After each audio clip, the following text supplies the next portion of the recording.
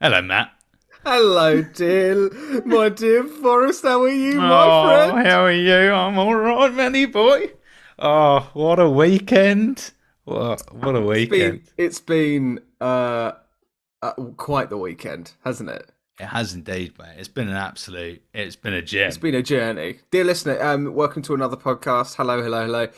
If you have, we're just gonna go ahead and straight away because we need to talk about the experience that was Friday night. Forrest, what you tell us what happened because it was your day, mate. Oh no, it was so my partner and my mum, not the same person. That'd be weird. Okay. Um, s-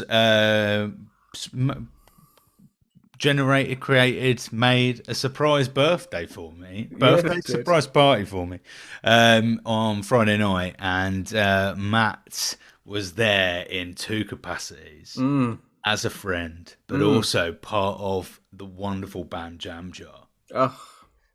Big shout out to Jam Jar. We went ahead and learnt some Robbie songs. Now, and I'll be honest here, Forrest. You know those Robbie songs that we learnt for you. Yeah, Apart from "Let Me Entertain You," yeah. we have never played those songs in front of each other at all.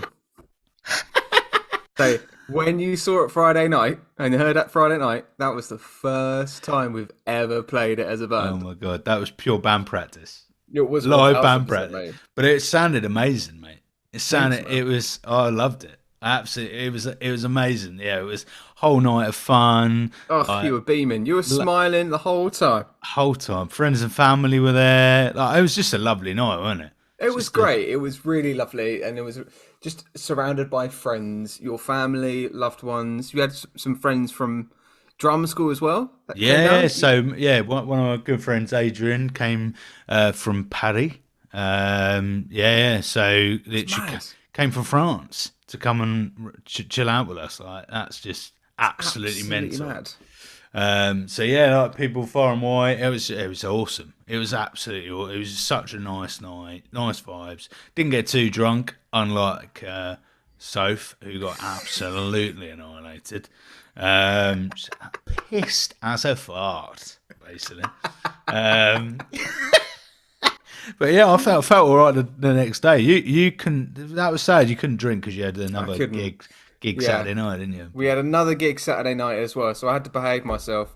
But Saturday night was another really great gig. But like it was so late to the point that the bar closed, so I only got a few pints in. Didn't get too Yeah, many at all. But yeah, we had a busy weekend, man, with these gigs, with being at your yeah, party. That was amazing. Yeah, but like yeah. life's been cracking on. But we have had time. Oh, We have had time to watch a little bit of What If.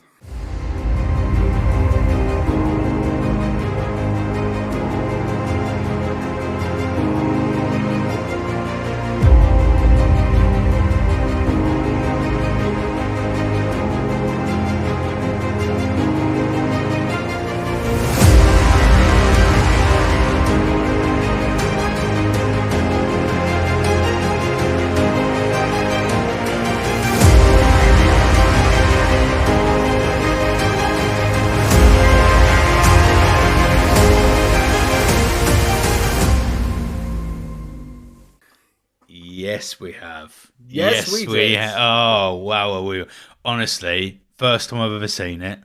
Absolutely brilliant. Like, Oh, it's glorious for reasons we will go into. we will absolutely go into. Can I just say that your Don't Be a Hero podcast t-shirt is popping right now, my friend? It's popping tonight, isn't it? Absolutely popping. The That web? looks. Look at that hero. That looks amazing. Is that a new one? Is that the new one? No, No. no, that's Just so you just know, a golden dear oldie. listener, we do have a merch store now on Shopify. If you want to, I'll just shoehorn that in right now. Yeah. Has it gone We, well for you though? uh, it hasn't. Still, so okay. So before I do plug something, like that is Shopify, dear listener. So we are currently going through some kinks with Shopify. So don't go ahead and start ordering things now. We will sort it out. I basically am the guinea pig. I've ordered something. It hasn't arrived, and it was about 2 weeks ago. Was it? So Within 5 seconds, you've gone, we got a merch store. Don't use it. You're not sure you'll actually get what you To be fair, if you want a T-shirt, we'll get one printed. We can do it. We can do it. We can send it off. That's no problem at all. We can do it all internally if we have to. But right now, Shopify is kind of like still kind of to TBC, TBC. But there's some good stuff on there. But hopefully, if the hat arrives in the next day or so, then I'll be more confident. But I haven't heard anything. So. Screw it. If anybody knows out there, if you're a content creator and you're listening right now on a podcast, or you've got a Shopify or any kind of thing like that, can you just like reach out to us? Because I have no idea how this works. Things have changed so much over the last few years. I used to have a little merch store for when I was doing YouTube, right? And then I had like Spreadshirt, and that was it. Boom, you put your stuff up and it's done. Easy peasy. But this is quite complicated. Shopify. If you're listening, Shopify, you are confusing the frick out of me. I have no idea. Do you know what Shopify could do? What? Simplify. Simplify. Simplify. Shopify. Anyway, we're not here to talk about merch. We're not. We're here to talk about What If, episodes 1 to 4. Now, we're going to crack into it episode by episode. There are more things that I want to talk about in certain episodes, especially I'm so happy we finished at episode 4 because... I've got to be honest now, and I'll say it right now, that is my favourite episode of the whole series. And I'll tell you why later on. But, mate, what if... Which episode did you say? What's your favourite? 4. 4. 4. Non-Doctor Strange. All right. Okay. But give me your initial thoughts, mate. You've never seen it. Go. I've never seen it. Absolutely. Just visually. So what I've got over the last few years, so like animation for me isn't something I naturally gravitate to. No, you've said this before, yeah. I've said it, and then I saw the first Spider-Man Into the Spider-Verse. Yep. Yeah, Into and then Across and then Beyond, isn't it? Yeah.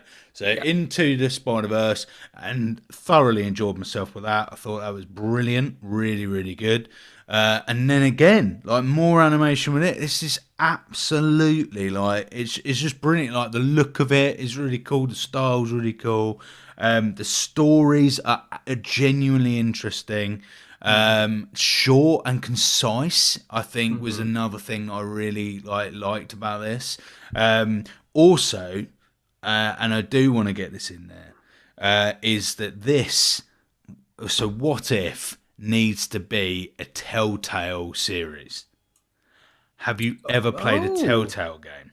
Have I ever played a Telltale game, mate? They fucking ruined my life. When I was it about 2014? I think the first one came out. 2013, around that era. The first Walking Dead. Yes. Season 1 of Telltale.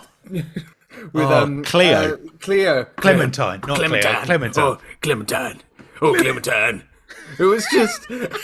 it was so heart-wrenching. And like being in... And like that was one of those games where you were like in charge of the narrative of what was going in front of you and how it was unfolding. Yeah, I actually. This needs to be. Yeah. It's almost exactly the same visual style anyway, right? So you're lifting it off the thing and job done. But also, What If kind of lends itself to you decide what happens in the story. Because they can, what a thing to create a game out of. Because they can go, right, so, okay, what if T'Challa became a Star-Lord, but you can guide T'Challa's journey as a Star-Lord. Because none of these stories exist anyway within the main MCU. Telltale can be far more, flexible with it. They haven't got to worry about, following a linear path. Mate, absolutely. I think they should absolutely do that. In terms of my initial thoughts for the first 4 episodes, I think it's great that there's shorter episodes. They're about 30 minutes, 35 minutes, thereabouts per episode. I think there are certain concepts that needed longer, I think, in terms of telling the narrative, particularly with the first one, and we'll talk about that in a moment. But I think on the whole, The pacing's great on the whole. The animation's fantastic. It's crisp. It's just so incredibly watchable. The quality of that animation is fantastic. The way it's composed, it's very cinematic as well. And this is the other thing. It's not just like, a TV show with a TV show budget. You can see a lot of time has gone into this show and continue to as well, because we've got another series that's coming out as well very soon of What If. You can tell it's been beloved, it's been cherished, it's been used with joy, and for us as a fan base to see different ideas and different ways that other universes are happening. And what I love is in the beginning, and I didn't realize this. I put a story up on our Instagram page. I think it was last week, and I just by chance to see this. The Watcher. So when it starts with the Watcher in episode 1, it goes through actually every episode. He says, "I am the Watcher of these vast new realities." New realities, which is kind of referencing to the fact that we are watching this post Loki, because Loki in series 1, at the end of the Loki series 1, that's when all of these realities branch off, all these different timelines. Yes. These vast new realities. So the Watcher is going immediately from the offset, going, "Hey, look, yeah, welcome. This is the huge multiverse that we can now explore. Thanks to Loki, not thanks to Loki equally, but like we have now opened up the multiverse. Let me be your guide." Yes. Isn't that amazing? I love that. That's amazing. And there are lots of little things, like lots of trivia-ridden things in these episodes. Jeffrey Wright, straight from the off, if we're talking about the Watcher, like brilliant voice for the Watcher. Incredible. He was also fantastic in... I had the name off the top of my head, and now I absolutely don't. It's going to really irritate me. He's Commissioner Gordon, isn't he? Yes, he's Commissioner Gordon, but not the program I'm thinking of. You think about Westworld? Yes, thank you. I still can't find it anywhere on his page. What the fuck?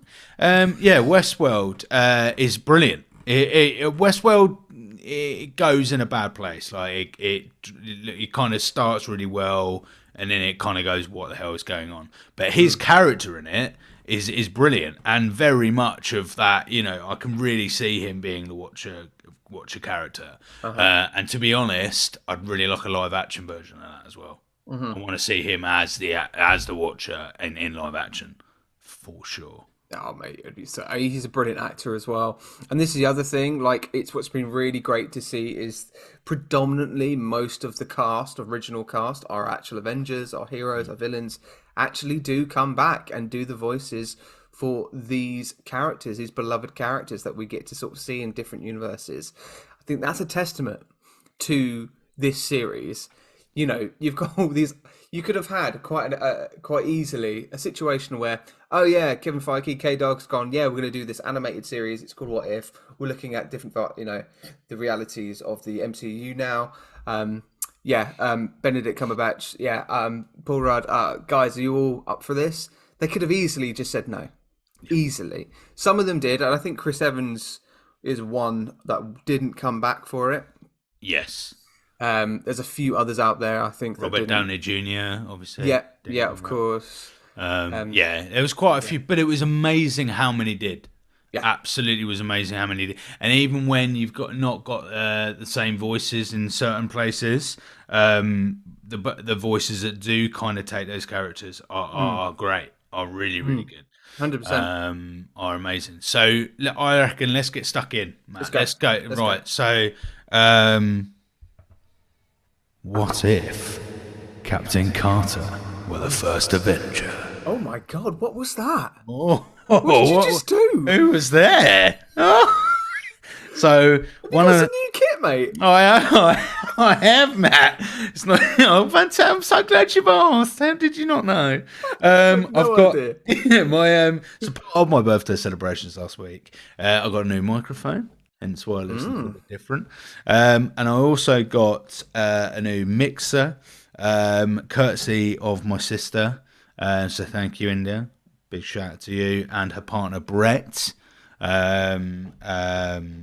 So and they got me some new kit. So now I can go funky with it. So So was that right? Oh my god, that's horrible. I'm sorry. Oh. Dear listener, I'm so sorry for about what did that say? that. Somebody's probably driving a car right now, just derailed. Got fucking hell, Forest. Actually, you like this one though, didn't you? With the I can sing high. I love it. You've got all my tune on it. Oh, there you go. Check that out. I'm jealous. Oh, mate, well, you'll have to invest in this ridiculous amount of kit. I feel like I've only just like caught up with you in terms of like the tech and the stuff. Like, it took me ages to get this microphone when we started the podcast a year ago. Yeah, a year ago. We're in our second year now. Boom. But yeah, okay. Well, mate, I'm so happy for you. I am jealous. Oh, mate, I'm so happy for you. I could not be happier. But yes, what if Captain What if? Carter were the first Avenger? Thoughts, Yes. Matt? Hit me up. Thoughts. A great episode on the whole, I think. It's for me. I when I watched it, I was very tired. I did accidentally fall asleep through most of it, but that's got. I don't want that to be a detriment to the episode. And I was very tired. what a review! 5 out of 5. That's it. I think introducing the concept of Captain Carter was hugely successful, and it obviously rippled then into Multiverse of Madness. I don't know whether that was always in the pipeline. I wonder whether they were waiting for the reception for Captain Carter.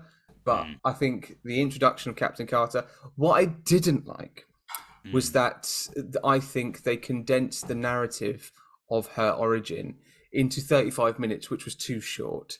I think it needed a little bit. There was so much time jumping. There was so much going on.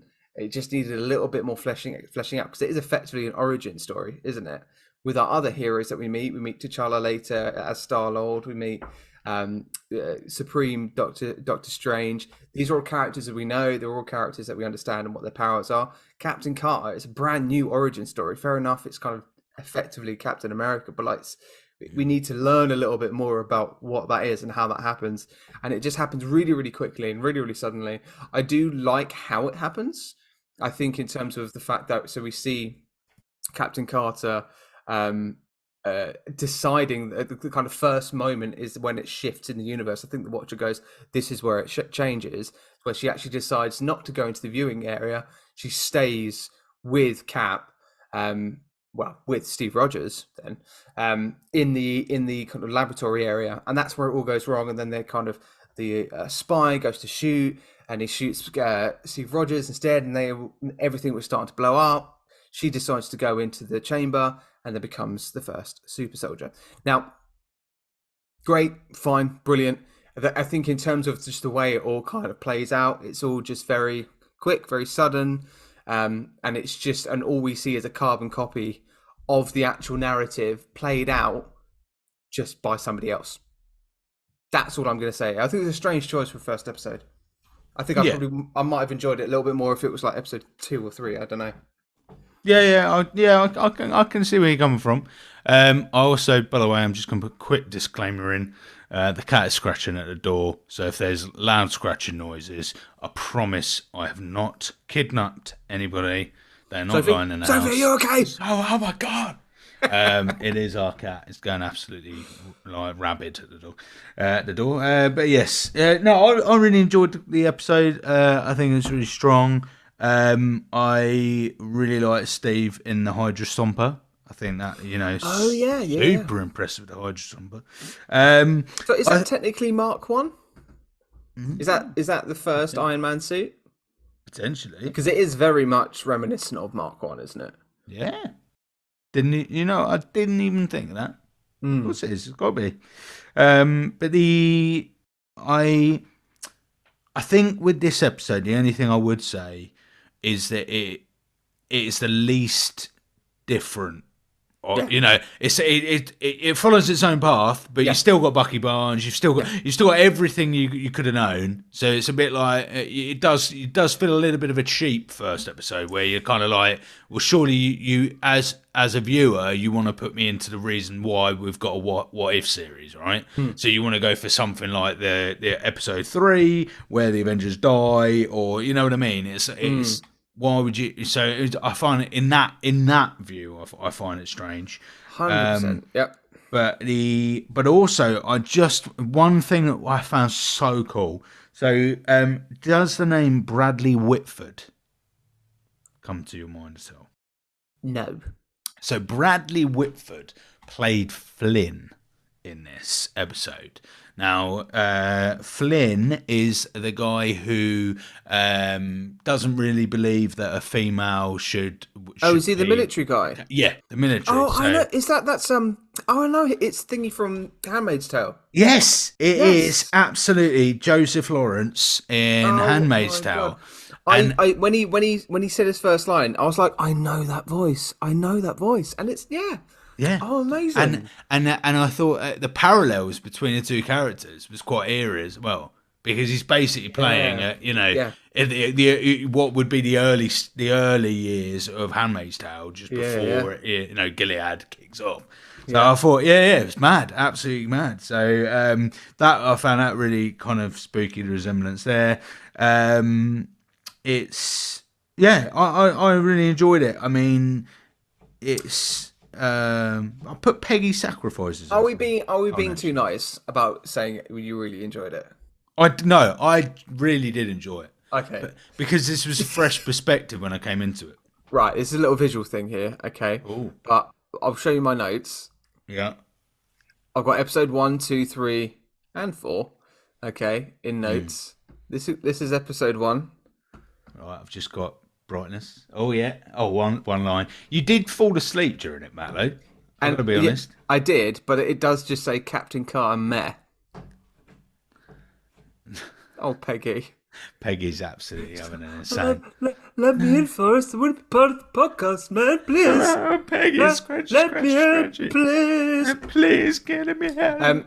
I think it's just. I just think it was a good introduction to Captain Carter. I just felt like it was a little bit shortchanged with the narrative and the fact that it was just a carbon copy of the first Avenger, and all the events that happened in the first Avenger were the same. Like it was just with Captain Carter. And for that reason, I would just immediately say it was a good introduction. It was a good origin story for her. However, I'd be more than happy to move to the next episode because there's so much to talk about for the next 3. There is. I can't wait. We got something big. We're going to collide big time later on. That's all I'm going to say. So, you don't like episode 4, do you? It's my weakest of the 4 episodes. Let's wait. It's the weakest of the 4. I've got so much to say.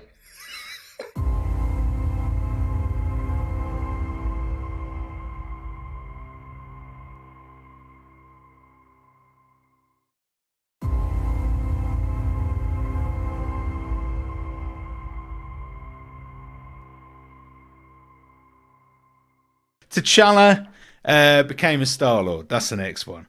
Yeah. So this one, I really intrigued by this one. So I thought this was quite out there for me. Like, It's I was very much like, why? Like, what is this looking at? I also got really confused because I didn't realise the time jumping when we see T'Challa in Wakanda quite early on in the episode, and it's young T'Challa, right? Yep. And he must little baby T'Challa, and he's talking to his dad. Yep. I totally didn't get that. I thought we were looking at T'Challa talking to God knows who, and I was like, so what? So T'Challa, because I thought that would add quite a cool element actually, and to be fair, it does happen by the end because he gets reunited, blah blah blah, right? But I actually quite like that element that he is a Guardian, but then he just goes home. He's not a Guardian, is he? Well, he's not. He's not a Guardian. He's a Ravager. He is a Ravager. because Also Guardian. the Guardians in this technically weren't established at all. It was just the Ravagers, and then that's what they, that's how they became part of the kind of Ravager group. But I really enjoyed this episode. I think it was a really great concept. Oh, Peggy. Peggy's now in the room. She's in. And she's still scratching at the floor. I'm like, She knows exactly what she's doing. she She's does. getting all the attention of this podcast. She's going, I know he's talking about me. I know you're talking about me, man. You got distracted. I love it. You're doing your Trump face whilst you do that. I know. I know. Guys, You're talking about me. It's great. It's fantastic. I can't do a Trump accent. I'm really upset about how the fact that I can do all these other crappy ones, but then I can't do a crappy, decent Trump accent. Anyway. We digress. I'm sorry. I just kind of like sighed out of like absolute desperate like sorrow. I was like, oh, anyway. We saw, Child T'Challa. He throws a massive spear arrow and he goes outside of the parameters that is Wakanda, and he gets found by Yondu, and somehow they just abduct the wrong person. They did have orders to abduct Peter Quill, and then they go, oh no, you got the wrong person there, and they're like, oh, okay, Yeah. let's use him, and then that was that. I don't know if that's enough of a reason. A bit eggy, isn't it? It's a little bit eggy of a reason, but A little bit eggy, but they glance over it and they move on very quickly. But like, I think it's quite nice. We get to see a different side of T'Challa, a more kind of confident, adventurous. I say confident, a more egotistical, adventurous version. There's kind of like Peter Quill isms that kind of merge into T'Challa, or maybe kind of Star-Lord isms into T'Challa, and then T'Challa can now become Star-Lord in this. I thought there was going to be moments where we were going to see some sort of like Star-Lord, Black Panther outfit happen at some point, or we didn't get the payoff.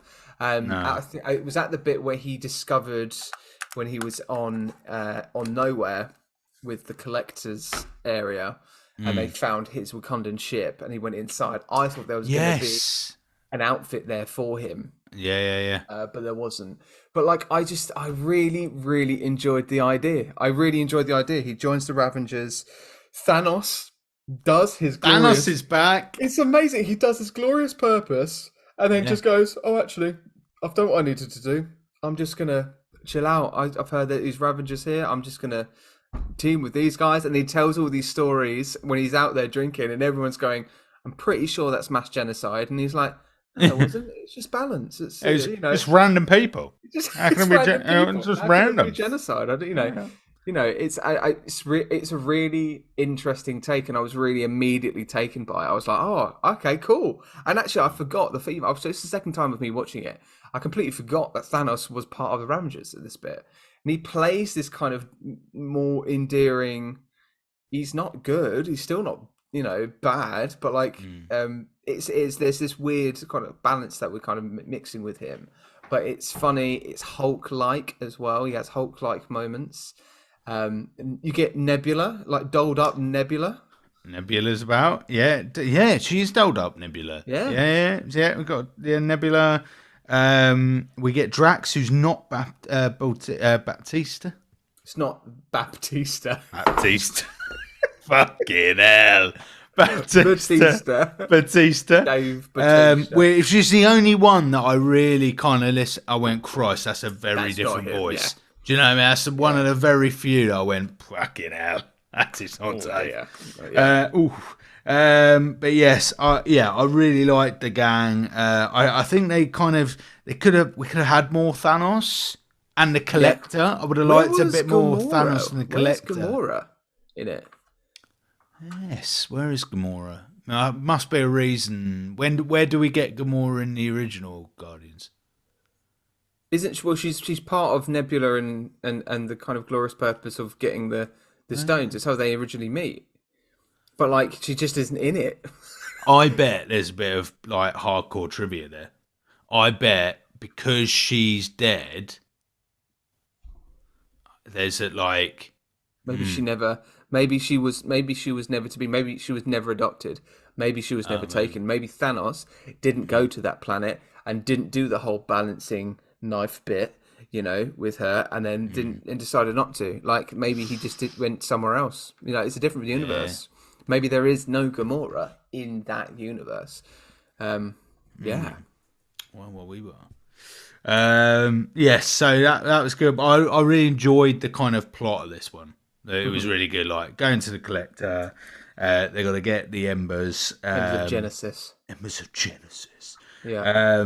But yeah, and you said about the kind of genocide comments and the kind of comedy, and I thought that was really good. Like throughout for all of these episodes, like I thought what if's quite good with the comedy.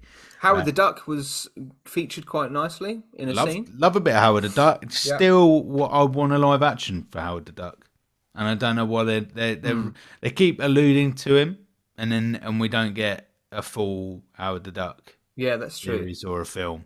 I'm finding that very bizarre. Yeah. I don't know why we're not getting a film or a TV series. Speaking of not getting Gamora, I don't think we got any sight of Shuri either. No. Now, I know this is my theory, so this isn't. I mean, I haven't seen anything about this, but I think because of T'Challa going missing, I think T'Chaka, and there's the Queen's name, The Queen. and Angela. Her real name's Angela, isn't it? Yeah. Angela Bassett, isn't it? Yep. Yeah, right. So her. They decide not to have another kid. Yes. Right, so they because T'Challa's missing, so they're so traumatized over it, they decide not to have Shuri. So the Shuri never is to be because of the fact that T'Challa went missing. That's my theory. And as I was watching the episode, I was like, that must be the reason why I can't. There's Yeah. no Shuri. Yeah, I think the premise of it is good. It's a clean cut, 30-minute, I think it's 33 minutes, I think, episode, and there's lots going on. I wanted to see a T'Chaka, a T'Challa and Star-Lord Black Panther hybrid outfit. I wish we got it, but we didn't. But there were some good fight sequences. Really good fight. Really good fight sequences. Yeah. Just I really enjoyed it. Really good. And I liked Peter Quill meets Ego at the end. At the end, yeah, I love that cliffhanger. That's really cool. And then the Watcher says, "Too bad this might spell the end of the world, but that's a story for another day." Yeah. Isn't that great? Also, but then immediately it's then cuts to a tribute to Chadwick Boseman, because this was the last thing that Chadwick did as T'Challa. And it actually was quite emotional because they go from that moment straight to that next sad moment. But I don't know if you listen to the song. The song is absolutely so powerful. Yes, and I actually put on here left somber music at the end, and that must have been changed because of the tribute, right? Because that was so at odds with the whole episode. So they've it was really respectful that they've kind of completely adjusted that last. Yeah. Those end credits.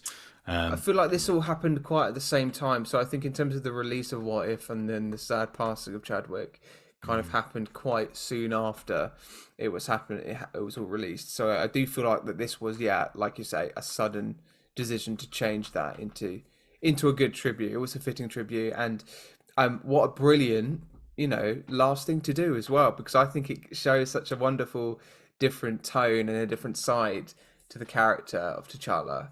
And I would have, and this is the thing, I as an audience member, I want What If to be, I want to see more of that. Oh my God, wouldn't it be cool if we saw this happen with these characters? So after each episode, I want to make sure that I'm feeling like, oh my God, I want to see more. Right? Yeah. And I really felt that with this episode. I wanted to see how Peter Quill and Ego meet in that cliffhanger, but equally what goes on with T'Challa, the Ravagers. Do we ever see the Guardians form? Like, could you imagine? Like, there's no Groot. Like, there's no. Yeah. What would it be like if Thanos was a Guardian? Like, mad. But with most of these, they can do that, right? they can come back to it in another Yeah, season. there's no or- reason to. So there's no, there isn't.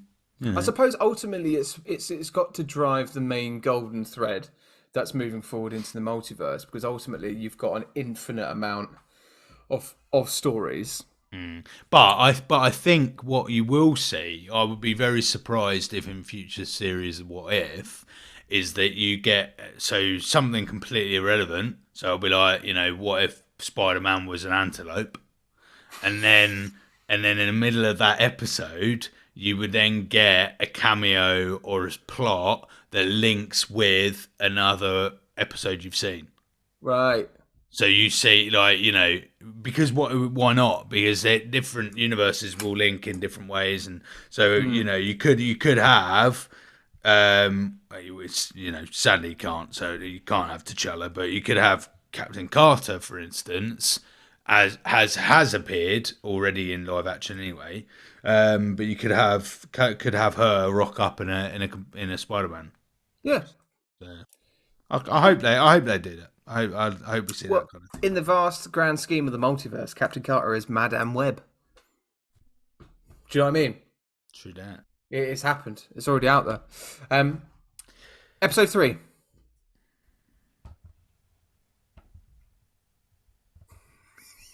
What if the world lost its mightiest heroes? The prep time for that was much, much longer than The execution, though, was absolutely faultless. Oh, thank you so much, mate. That was. I thought the Watcher was in my ears right then. Nick Fury struggles to launch the Avengers when candidates are targeted by a serial killer. Oh my god.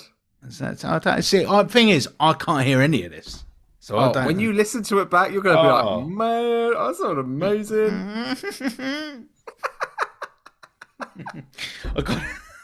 I got to give it a little spin. Got to give it a little spin. Right, yeah. So episode 3 is the concept of, we lose our mightiest heroes. So their destiny is to form. However, in this universe, it never is to be. So we kind of start, I think, it's at Iron Man 2. Yeah. Yeah. Where, and this is the other thing, I had no idea that Iron Man 2, Edward Norton's Hulk movie, and Thor all happen in the same week. The stories happen in the same week. Like that was explained. Yeah. Because we were playing through a timeline from Monday to Friday. And I think it is alluded to, isn't it, in the live actions? Because when I remember in Thor, when Mimi is in the ground and Agent Coulson does that phone call and Nick Fury goes, I'm a little bit busy. I'm sure there's something where it kind of tells you where he is. Like where in the country, or it might be Coulson. There was a thing about where you kind of learn where they are. So then it goes right. This Nick Fury's in this place, and so you kind of alluded to it, but you certainly didn't know all of them were in. No, I think the concept of this was great, and in terms of again the story, the way that it was played out. I wanted to know more. I really want to see this as a live action. I just do so much. Yeah.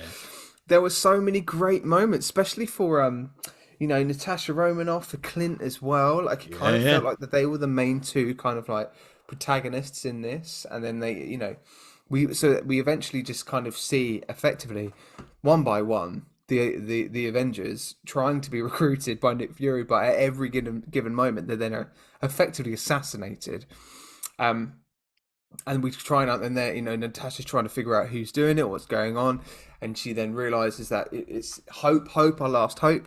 As that kind of was then said through the phone when she was getting taken out, I was like, it can't be like Hope.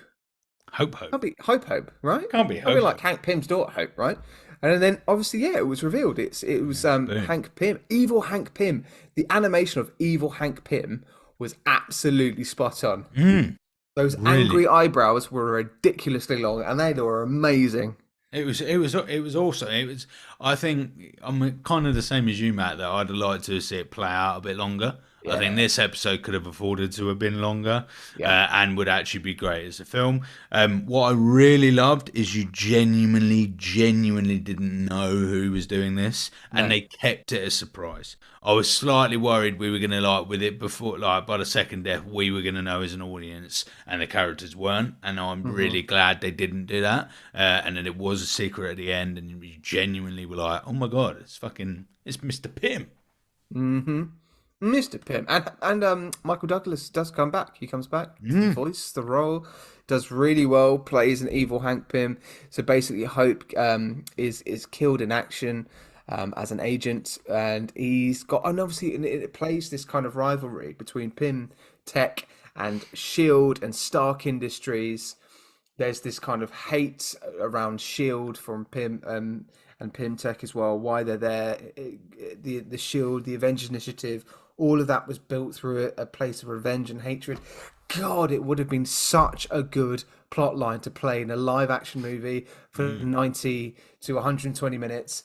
That's all we needed. Like it would have been great. And I think Michael Douglas is, and I'm going to say this now, is one of the great mm, actors of our time, right? mm.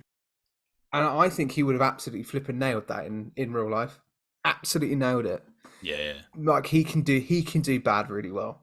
And I think just seeing Hank Pym be fleshed out into something vastly different would have done so much for his character. Because like imagine, and I know it's a different universe and it's not related, it's not Earth 616, but like imagine if we saw that, right? That version of Hank Pym, that kind of more depth to sort of like hope to even Ant-Man in their characters in this different universe, and then we watch Quantumania. Mm. Would we have liked his performance a little bit more in Quantumania? Because Yeah. in Quantumania, Hank Pym, I was just like, dude, what is this? Why are It's a you here? caricature of himself, wasn't it? It's just a Yeah, it bit really like fucking was. wild. It was Yeah. so half-assed. Um, yeah, it just would have given so much more to the character, and it was really interesting. And what was nice to see is that they also didn't they kept true to Edward Norton's sequence where they're at the university. Ooh, I had to burp. I had to come out Oh. there. I couldn't mute myself. It had to happen mid flow. We're at the university and we have the fight sequences with all the tanks and stuff. And when Mm, Edward Norton's how Hulk hulks out and has a right go at them, has a good pop at them. Um, they keep that sequence in there, but it's just replaced with Mark Ruffalo's mm. Hulk, which I think is like fair play. Yeah, Happy days. let's nip that in the bud now. Yeah, same universe, same thing happened. The image of him inflating as Hulk and then dying was mad. Mate, By the way, that was absolutely ridiculous. that's Yeah. outrageous. Yeah. Also, would you wouldn't like explode into dust, would you? No. That would be No. like green blood. Yeah. Yeah. Yeah. Yeah. That'd make a hella mess. Oh. But that kind of links with one thing that I saw one of the creative team must have been one of the writers. Let's see if I can find a name quickly. Remind myself of a name. Might have been AC Bradley, the exec producer. Yes, AC Bradley, because she's also wrote it as well. Came out and said, I believe, something to do with putting What If on screen meant that they could achieve kind of like visually things that they couldn't achieve in live action. Yeah. And I don't know, I understand where she's coming from, but actually, so far in the 4 episodes, I don't think there's been anything as such that I've gone. They couldn't find a version of that to do visually in live action. You know, it would have to be done differently, but I don't think none of those set pieces I could go. Oh, that you could absolutely never achieve that in the CGI. Yes. It's But CGI at the end of the day. there's one thing in episode 4 I think that can only be effectively done through animation. Which links quite. Should we go on to episode 4? I think we should. I think we absolutely should because I think this is going to be the one that's going to be the most discussed. What if Doctor Strange lost And you're his not going to heart do. instead of his hands? You're not going to do the echo. Come on. What if Doctor Strange lost his heart instead of his hand? I mean, you did. Is this what that is? Is this? Have I gone up pitch or down pitch? I see what you're doing. I see what you're doing. Diminishing the episode by putting silly voices on. I don't know what you're talking about.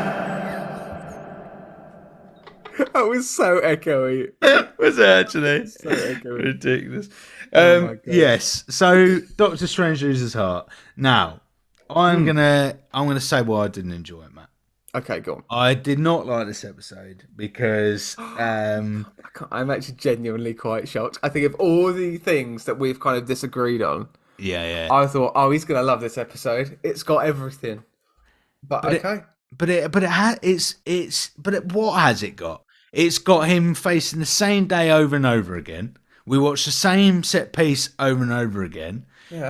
Because he's so emotional, but we've rushed through that. We've rushed through all of that because these are short episodes and we've got to get to the end point. Yeah, fair play. So we've rushed through all of the the emotion is fucking like times 100 out of nowhere, out the gates, you're straight into it, which is fair enough because if you've watched the films, but you should be able to come into this brand new and not know that. Ancient One pops in and out. But no, you don't get the exposition of who they are and everything else. We like the evil twin. We get that in the actual Marvel universe, like the Doctor Multiverse of Madness. Yeah, we get it later. Is alluding. It is that. So, but what if it's supposed to be things that we don't see at all, right? You've given a platform to provide me something brand new, and you've given me a version of something that we actually do get later on anyway. But that's playing into the golden thread, isn't it? That's the continuation of character development. That's literally what I was talking about Hank Pym. I was like, it would have been nice to see this of Hank Pym being bad, and then maybe he turns good again. But we haven't had that. But we have had this. But don't you think that gives more character development? No, because it's what if. It's called What If. Not this happens. Here's a different version. Like this is what's going to happen. He's got an evil twin, and that's what the next Doctor Strange is going to cover, isn't it? Basically, it's going to cover this. At the time, we didn't know that though, did we? We didn't know that. But the writers would have known. There's loads of other ways they could have finished that episode for me. That wasn't evil twin or it was filled with everything. It had. I think so. Okay, so my thoughts is that I think this has got to be the best. Or if I think there's two very very great episodes in What If. It's this one and it's the What If Ultron one. I think the title is or something like that. Oh yeah. This one I think from an animation standpoint is brilliant. It's fantastic. And it's got an incredible amount of work that's been put into it in terms of its animation and in terms of the effects, the way that they've used the kind of transitions, in terms of all of the creatures and stuff coming through, and the way that they're used. It all, I really appreciate it. I think in terms of the story, I think yes, there's a lot going on and there's a lot to digest in this episode. You do have to watch it a few times, I think, in order to fully get all the Easter eggs and stuff. But if you are a Doctor Strange fan, right, or if you understand that there are all these different iterations of Doctor Strange, you've got Defender Doctor Strange, you've got Supreme Doctor Strange, which is the one that we saw. You've got Mephisto Doctor Strange as well, that will kind of play through as well in it. You've got our Doctor Strange. You've got so many different ones that were going to be played out, and I think it teases really well to Multiverse of Madness. I think it kind of plays through the concept of what Multiverse of Madness was going to be, which I kind of hope that's what the writing team were kind of trying to do.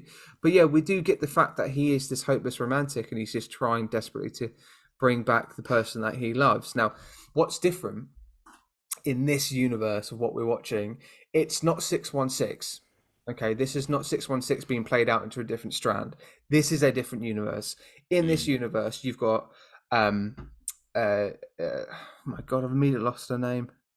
Rachel McAdams' role. Yeah, Christine. Christine, thank you. Christine and Doctor Strange, they're together. All right, they are in a relationship in this moment. Again, it's not a cardboard cutout of the movie, but the kind of remnants are there. He, in the original movie, is in a platonic past relationship with Christine. He invites her to this dinner party, wherever it is. She declines. That's when he goes into his accident, and that's when he hurts his hand, and that's what drives the story forward. That's 616. In this one, they're in a relationship. They go to this dinner. He's actually being celebrated because he did this really amazing piece of surgery, which I can't remember what the name is, but I know what the procedure is where they take half of your brain out and they replace it with stuff. All right, and that's as far as I know. Yep. I know my medical stuff. Yeah. Classic. So we've got similar strands played differently, and their car crash is played very similar to the way that it happens. But what we learn, and this is what I love about it, because it's about time travel. This is about the universe. This is about the multiverse. So in order for us to understand it, we need to understand the concept of time in the MCU. And that's what this episode does. So we are understood that Christine's death in this universe is called an absolute point. Right? An absolute point is something that is unchangeable, unmovable. It has to happen in this universe for anything to then further on. It has to happen. And if you try and change it, it doesn't matter. Things will just implode. That's what eventually happens to our evil Doctor Strange in the end. Now, what we need to understand, who created these absolute points? Forrest. Who created these absolute points? Loki. Kang.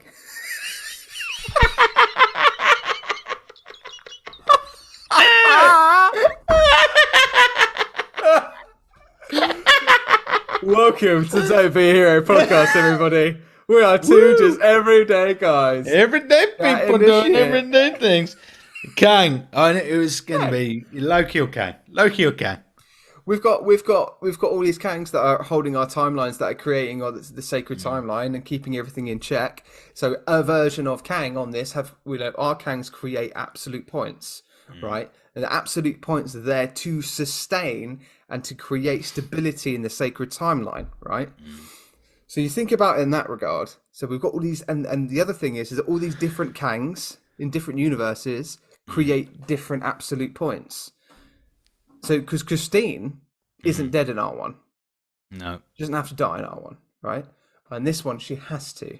So there's different absolute points. Uncle Ben's death, which I no doubt is going to be an absolute point in Across the Multiverse.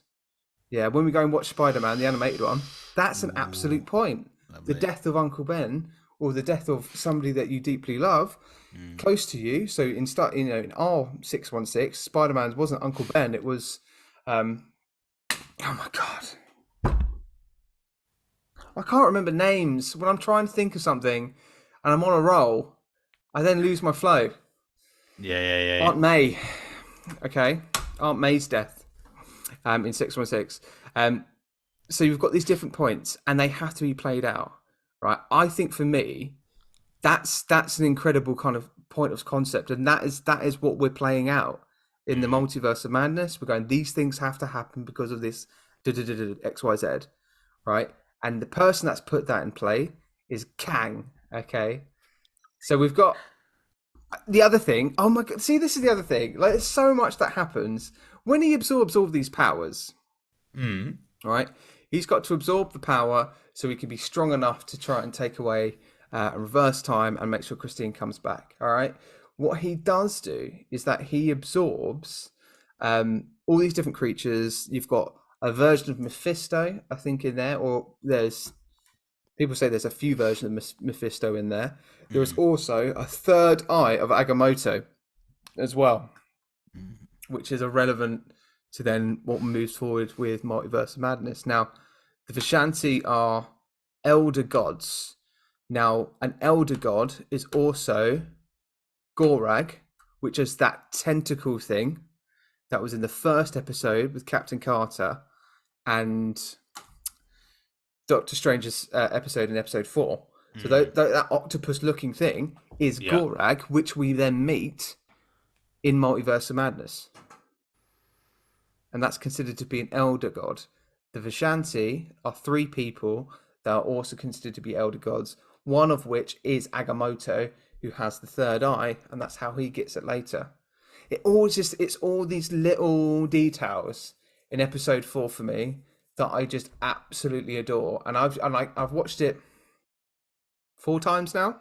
And I'm seeing new things. Even when I just watched it now, I was like, oh my God, I'm seeing that. Even the dark timeline, right? So in Endgame, I keep forgetting her name, and Tilda Swinton's character.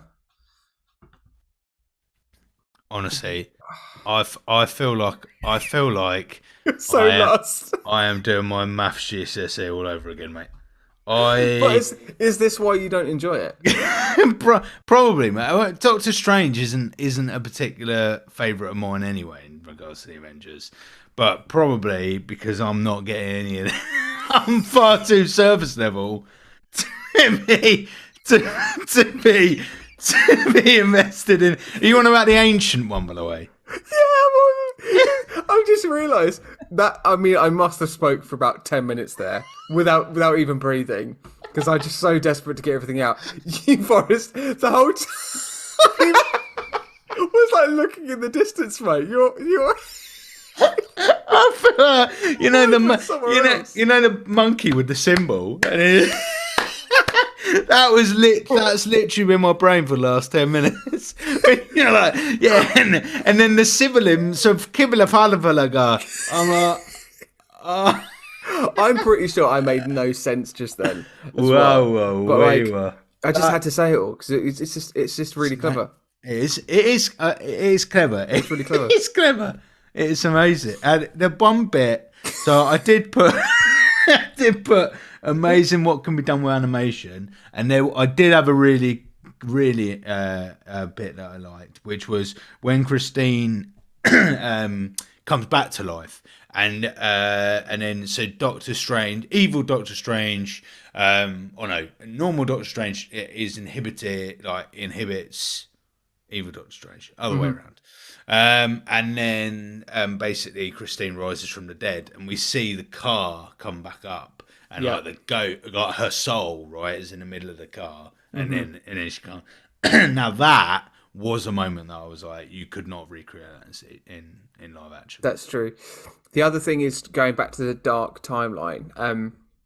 When they all disappear, you can see that kind of like black, sort of like bubbly gold, whatever it is, kind of like disappear from people as they're that's something that I think you could never really achieve with visual effects. So that's something in terms of the way that it was played. It was very kind of like Into the Spider-Verse, kind of comic book strippy, kind of disappearing. But we need to talk about the dark timeline. Now that was mentioned by the Ancient One in Endgame to Bruce Banner when Bruce Banner, we got like chest punched and his soul detached from his body. Yeah. During that bit, she talks about the dark timeline and this actual eventuality. So the fact that Doctor Strange, could create something like this, in where the universe implodes on itself, and these dark timelines and dark people could just come and just obliterate your timeline, and that's effectively what we see then get played out. So. It was teased to us in Endgame. We just thought of it as a concept. And like we say, this is what this show is for. We see it get played out in this story. And it's like mad. And it happens instantly as well. The moment he revives Christine, the whole universe and the whole world just kind of implodes on him. And he tries to protect it with his spells, but he can't. And it's what I love about this is that our hero dies, effectively. It is it's a morbid, low-key kind of like tame end. Like it ends. And we get interaction with the Watcher. Yeah. So the Watcher, because all through, so again, I'll say, true. Never seen the series. So in the first episode, first 2 minutes, I was like, right, the Watcher has to start getting involved in episodes because you do not make a character that big from the minute go that you've never seen before, Yeah. unless they are going to be like, detrimental to something. Now, I still have not seen the next 5 episodes, but I've got a sneaky feeling we're going to see more of the Watcher getting involved in certain stories. We are, and do you know what from episode 1 to 4, episode 1 and 2, we sort of see just a kind of outline, transparent version of the Watcher. We only see his glowing eyes, and we see more of him as these episodes go along. And that last episode in episode 4 was the first time we saw him in his complete outfit. Yeah. And that was another thing, right? So I think you've got to go back and rewatch these What Ifs. I think they're so short but so rich. So I didn't realise until we got to The World Lost Its Mightiest Heroes, right? And you got Coulson driving across the desert, and then you could see the Watcher in the background. But honest to God, that shit me up at first, because I'd not seen the Watcher in the background at any scene up to then, and so I just saw him driving. I was like, "What the fuck?" I was Could you imagine? It's mad. If they put like silhouettes of the Watcher in now edit versions, like they go back to like the Iron Man movie and they go to like the first Thor, and then they just kind of just get little silhouettes of the Watcher just watching in the background and stuff. Yeah. Do you think they could do that? That'd Be pretty cool. It Little would Easter eggs. It would be amazing. Like there's loads of little places there. But where do we find out more about the Watcher in the next 5 episodes or not? We find out more. Yeah, we have a little narrative that gets played out towards the end. Because where my thing right now would be where but also where does the Watcher align in regards to Kang? Right. Who's got more power? Because it seems to me the Watcher's got more power, right? So I'm intrigued. I get the sense that they work as like the time variant authority. You know, not those people. They're timekeepers. Timekeepers, thank you. So they're kind of on that level. But like this is the thing, like the reason why Doctor Strange could hear the Watcher is because he absorbed all these powers and he was working on a level of a god like that, on an entity like that, so he can actually see them and seek them out and stuff. We have some awesome things that play on later in the series, and so I'm looking forward to you to watching one particular episode that is pretty flipping gnarly. Can't wait, mate. Yeah. Overall, it's really great watch. They're in bite-sized kind of watchable chunks. As any MCU fan I would absolutely recommend this in terms of watching it.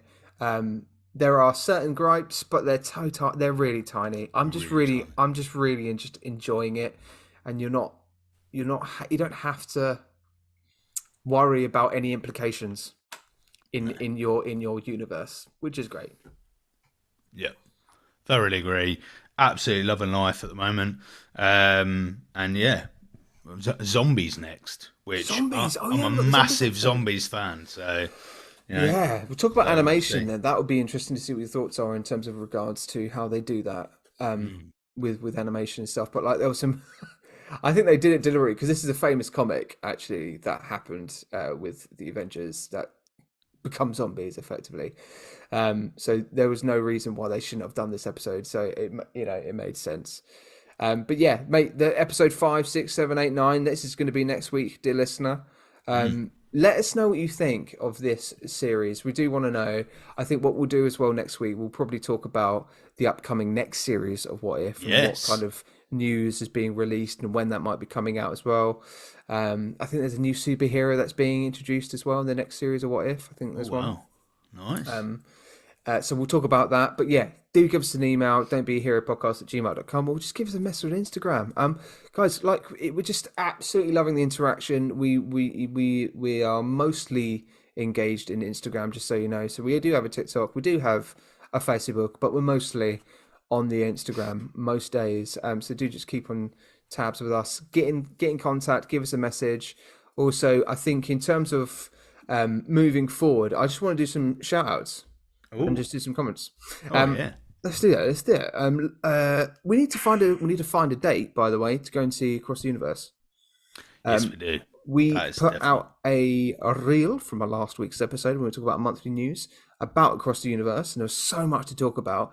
It has apparently become the highest grossing animation in its first week, something like that. Like so over 200 million box office worldwide.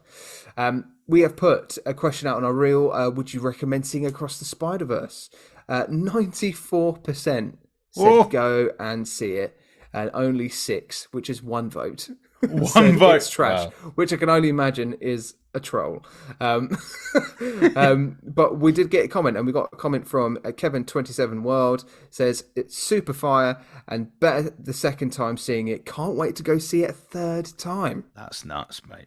That's absolutely more nuts. so because I'm like, how can you afford that? Cinema prices outrageous. But yes, we're gonna go and see that.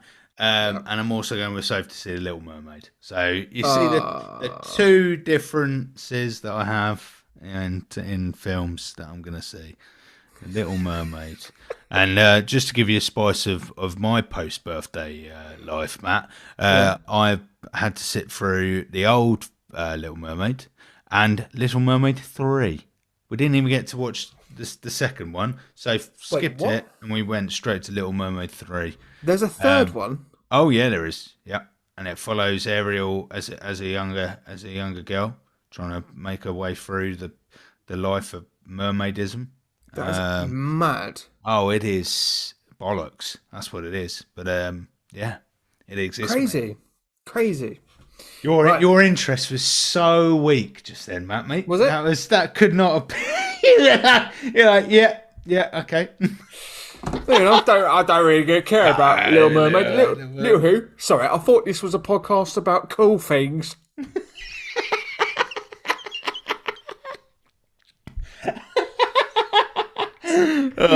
you want a bit of fan fiction? Go on then. Good Christ, that scared the shit out of me. Right, I'm gonna find myself a bit of what if. Yeah. Oh, hit me. What if fan fiction? Oh yeah. Fan fiction. Get the fan fiction. Fan fiction. Right? Can I? Whilst you're doing that, so this sound effect is called tank. What could that possibly mean? What? Right. What's this sound like? Oh! It just sounds like you're like talking through a radio. Oh, does it? Yeah. Ooh. There you go. Off. That's weird. Boom. Close. Happy days.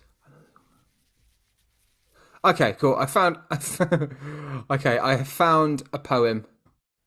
All right, it's not what if related, but it is related to a certain hero that we didn't talk about, but was briefly in I think it was episode 2. 3, which is Loki. So this is a short poem by Dark Lady Sethra. I love these names; they're so good. And it says another short poem about Loki from the Marvel movie Avengers (brackets 2012).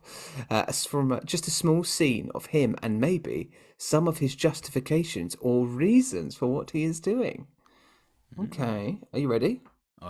Always, mate. He stands atop the city, and with emerald eyes surveys the land. His mind teems with twisted thoughts, a plan of chaos, for truth withheld from his mind, and brothers' love though untrue.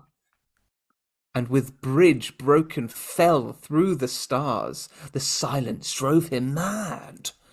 His rescuers took him and remolded his mind and purpose. They wanted power.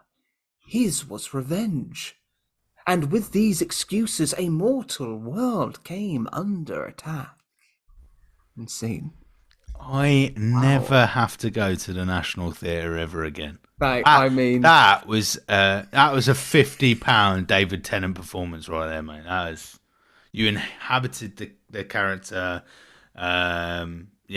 Just. Do you know what? A bit of Patreon content here, okay, dear listener. If you want to sign up to our Patreon, I'll tell you what I will do. I will do a full-on comic book Marvel audiobook for you. Oh my god! I will do it. I will do it. I love that. You just got to sign up to the Patreon. Dill. Such a long yawn. I thought your face was about to break in half, mate. Oh my god! I just go yawning. We've got to end this now that before we all is- fall asleep. Oh god! Right. But that's how beautiful your speech was. This sent me. I want this to be the last time we do this at night time. Oh, it is. Yes, we're gonna do morning weekend ones from now on, mate. That's happening. I should really hope so. Right, dear listener, thank you for sticking around as per frickin' usual. We appreciate the heck out of you. Thank you for listening. Thank you for sticking with us. Honestly, we really do appreciate it. Me and Forrest are talking about it on your birthday, mate. Friday night, how flippin' awesome it is that we have you in now our second year still listening. So we hear you. We see you. It's like, oh God, I hate that phrase. Why did I say it? I felt like Holly Willoughby then. Did you hear her rant this Jesus morning? Christ. Absolutely awful. Outrageous. Cringed out of my butthole, mate. Outrageous. Anyway. Are you feeling all right? Oh, are you all right? Are you all right? I'm At fine, home? mate. Yeah, I'm okay. I was all right. Could you stop looking at me? What the fuck my is God. that? Yeah. Just tell me how Lee in America's got the biggest cock in the world, please. That's all I want to watch this show for. Thank you very much. And on that note, good night, Lee from America with your big cock, and we'll see you. We'll see you on the flippity. Bye, listener. Love you. Bye now.